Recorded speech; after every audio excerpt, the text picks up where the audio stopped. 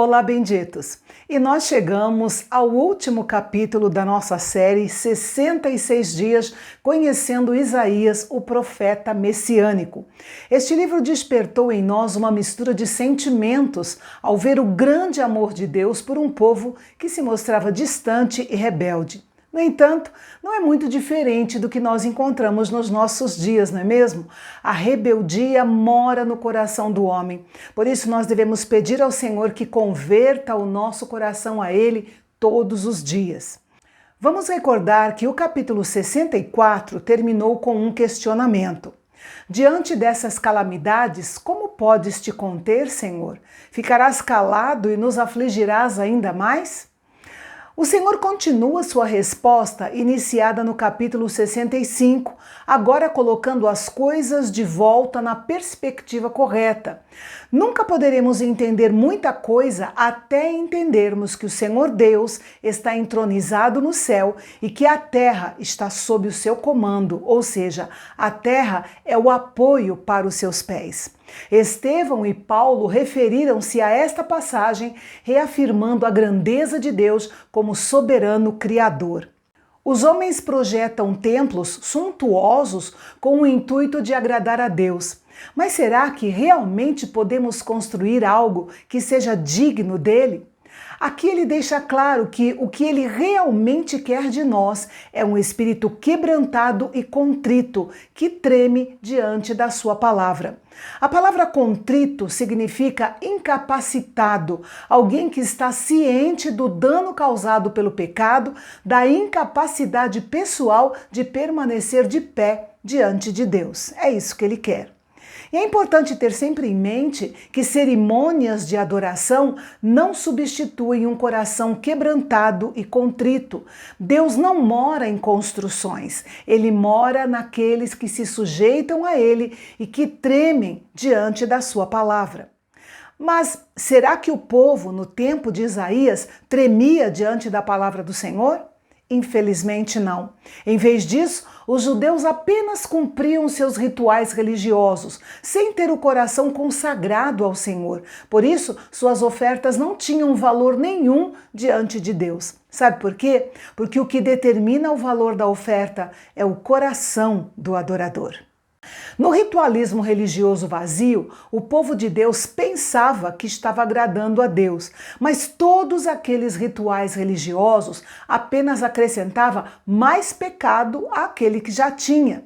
Cada ato de adoração do hipócrita é como uma abominação idólatra. Apesar dos constantes avisos, eles escolheram não obedecer, se rebelaram contra Deus e persistiram nisso, apesar de serem continuamente avisados. Por isso, Deus os trataria de acordo com a lei da retribuição, permitindo que eles vivessem em suas próprias ilusões. E como podemos evitar sermos entregues a esse tipo de pecado de ilusão? Simplesmente respondendo ao Senhor quando Ele chamar e obedecendo quando Ele falar. Nos versículos 5 e 6, mostra como aqueles que viviam em uma religião superficial e vazia zombavam daqueles que tinham uma fé genuína. Mas, felizmente, a religião vazia nunca triunfará sobre a fé genuína. No fim dos dias, os religiosos ocos serão envergonhados quando ouvirem a voz do Senhor, que virá para lhes trazer a devida retribuição. Isaías profetiza um dia em que Jerusalém dará à luz a uma nação inteira. A ocupação de Jerusalém pelo grande corpo de exilados da Babilônia retornados será requerida. E esse tipo de nascimento de uma nação era algo estranho e sem precedentes. Não seria apenas um povo, mas um país inteiro nasceria de novo. E quando esse dia chegasse, todo o povo de Deus seria chamado para compartilhar da alegria de Jerusalém, pois o tempo da sua libertação e da sua vitória teria chegado. A paz de Jerusalém seria como um rio suave e poderoso, e as riquezas das nações seriam como um ribeiro que transborda.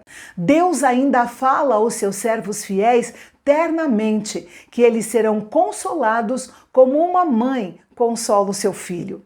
Esta é uma metáfora particularmente muito agradável. Note que quando Deus fala sobre sua piedade, ele se compara ao pai, que se compadece do filho. Mas quando ele fala sobre conforto, ele usa a figura da mãe. Deus fala dessa forma para que seu povo saiba como ele cuida detalhadamente dos seus servos. E então, nesse ponto, a profecia toma um novo rumo, quando o Senhor declara que tratará ferozmente os seus inimigos. O profeta Isaías, então, dá uma declaração profética da vingança do Senhor que virá em fogo. O fogo é um emblema comum para denotar a vinda do Senhor para julgar e punir os seus inimigos no mundo inteiro. Aquele dia será uma tempestade de julgamento com fogo, tufões e com a espada de Deus. E serão muitos os mortos na terra. Quem serão os mortos? Aqueles que se voltaram para os ídolos e para as práticas pagãs. Nos versículos 18 a 21, Isaías faz referência profética ao chamado missionário e à obra do povo de Deus. Ele diz que o remanescente que sobreviver ao julgamento do Senhor receberá um sinal de autoridade e será enviado para lugares ou povos específicos das regiões da Europa, África e também as regiões mais remotas da terra para proclamar a glória e o poder de Deus. Em um certo sentido, isso nos remete aos cristãos cheios do Espírito Santo, envolvidos no cumprimento da missão dada por Jesus à Igreja ao longo dos séculos. As atividades missionárias do remanescente salvo terão um sucesso retumbante e os convertidos serão trazidos como um sacrifício vivo, santo e agradável a Deus. Nos dias de Isaías, os sacerdotes e os levitas eram apenas aqueles que pertenciam à tribo de Levi. Mas tudo indica que naquele dia Deus estenderá o sacerdócio além dos seus limites anteriores. Agora, ele prevê gentios incorporados em termos iguais e em privilégios iguais. Isso nos remete ao sacerdócio da igreja, conforme Pedro e João deixaram registrado. Deus então descreve o seu triunfo final. No livro de Isaías, vimos várias vezes as nações julgadas e muitas vezes condenadas. Mas Deus, em sua graça, sempre teve um plano para aqueles que, arrependidos, se voltassem para ele, fossem judeus ou gentios.